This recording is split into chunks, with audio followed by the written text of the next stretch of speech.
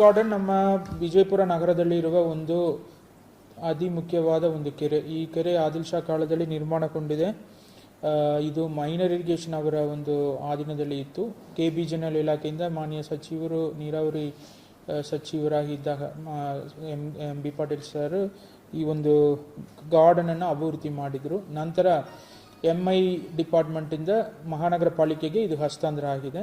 ಈಗ ಮಹಾನಗರ ಪಾಲಿಕೆಯವರು ಮೇಂಟೈನ್ ಮಾಡ್ತಾ ಇದ್ದಾರೆ. ಬೆಳಿಗ್ಗೆ ವಾಕ್ ಮಾಡೋಕ್ಕೆ ಸಾರ್ವಜನಿಕರಿಗೆ ಅನುಕೂಲ ಮಾಡಿಕೊಟ್ಟಿದ್ದಾರೆ.